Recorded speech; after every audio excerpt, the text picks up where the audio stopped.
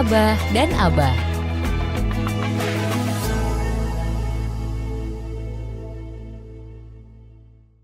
Bismillahirrahmanirrahim. Assalamualaikum warahmatullahi wabarakatuh. Alhamdulillahirabbil alamin. Wassalatu wassalamu ala asrofil anbiya'i wal mursalin Sayyidina Muhammadin wa ala alihi washabihi ajmain. Amma ba'du. Sobat Fok, alhamdulillah pada kesempatan yang berbahagia ini kami hadir ya menemani Sobat Fok di hari-hari ataupun menjelang berbuka puasa pada sore hari ini. Alhamdulillah kita sudah memasuki puasa yang ke-23 ya Sobat Fok, nggak terasa. Ya kalau kita nggak ngerasain ya nggak terasa, tahu-tahu sudah hampir habis. Oke Sobat Fok, seperti yang sudah-sudah ya kita pada Ramadan kali ini memang tema besar kita adalah larangan. Larangan dan larangan ya. Jadi beberapa larangan yang memang harus kita ketahui ternyata itu tidak boleh. Ya terlebih larangan ini coba kita ketahui dan akhirnya kita lakukan di saat bulan Ramadan ini. Oke baik Sobat Fok, sudah hadir di tengah-tengah kita Abah Jatmiko tentunya yang baik hati dan tidak sombong. Assalamualaikum Abah. Waalaikumsalam warahmatullahi wabarakatuh. Oke sehat ya Bah ya? Sehat. Udah hampir selesai Ramadannya ya? Ya. Detik-detik menuju Idul Fitri ini nampaknya ya? Siap. Abah? Ya. Larangan ini nampaknya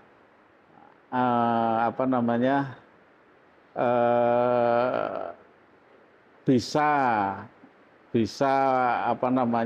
dilakukan oleh banyak orang, ya kan? Nah, ini barangkali perlu nanti dipertegas oleh Abah Jatmiko ya. Larangan sombong Abah. Siap. Karena ternyata sombong dan tidak sombong itu tipis sekali perbedaannya. Ibarat orang batas antara orang mati dan orang hidup, ya kan? Itu kan tipis sekali. Sombong dan tidak sombong itu batasannya itu apa? Monggo silakan apa? Siap. La yadkhulul jannah man kana fi qalbihi misqalu dzarrah min kibir.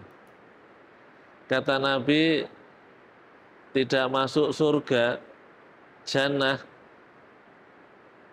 siapa yang di dalam hatinya terdapat satu darah, satu sebiji sawi dari sombong. Faqala rajulun, kemudian ada seorang pemuda mengatakan, ya Nabi, bagaimana kalau saya senang pakaian bagus dan terompah yang bagus? Senang pakaian bagus dan terompah yang bagus.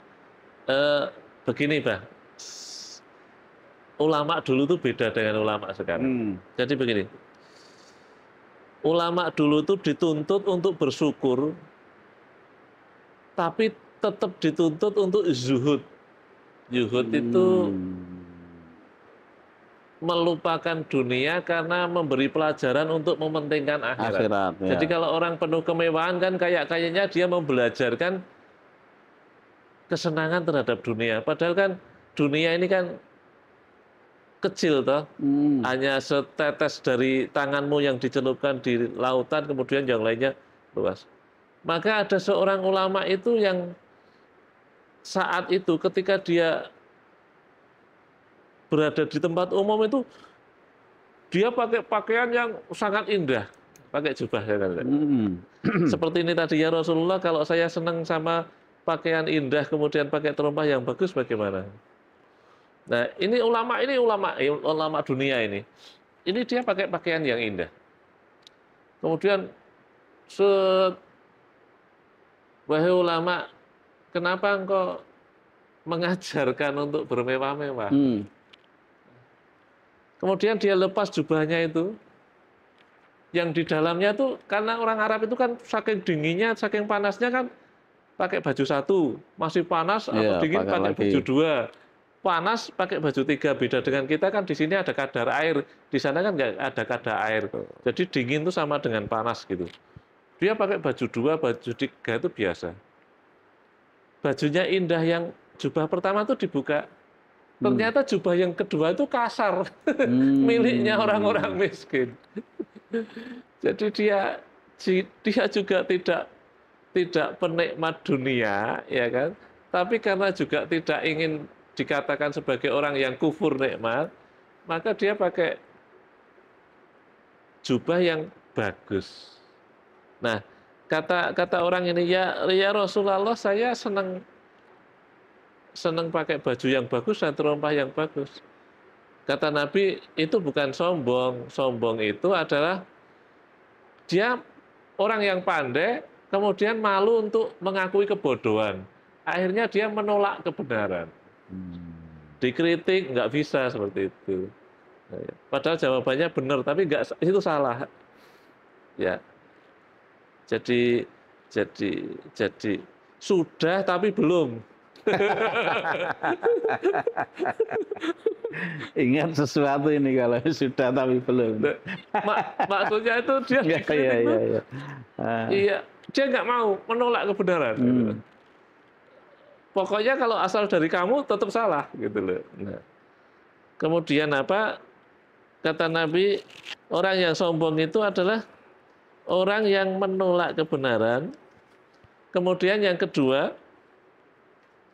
wahom tunnas, dia menghina orang, merendahkan orang. Jadi banyak sekali orang yang di dunia ini dia ngerendahin orang gitu. Ngemengke ya, cara-caranya itu. Ngemengke. Apa ya?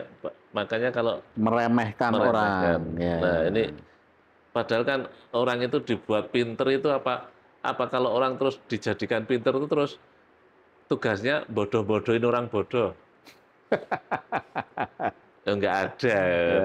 Oh, buat pinter sama Allah terus tugasnya apa? Bodoh-bodohin orang bodoh. Dibuat kaya sama Allah, ngapain? Hina-hina orang miskin-miskin. Dibuat sukses oleh Allah supaya apa? Dia merendah-rendahkan orang yang tidak sukses. Kan enggak. Makanya Rasulullah mengatakan apa namanya? Orang itu jangan sombong gitu. Artinya memang kesombongan itu suatu kemadorotan yang luar biasa di muka bumi ini, sehingga ada larangan kalau di hatimu itu ada kesombongan walaupun sebiji sawi itu kamu tidak masuk surga. Karena ya bukan hati itu kan begini, Pak.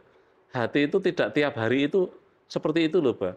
Hati itu kalau ada kesombongannya 20%, ya berarti selama hidup dia kesombongannya 20%. Ya kan?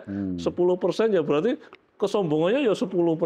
Tipe orang ini nggak mau disenggol segini, ini tipenya orang nggak mau disenggol segini. Nah, maka Rasulullah melarang itu. Idza qala rajulu, ketika seorang berkata, kata Nabi, halakan nas, rusak kamu, kata Nabi.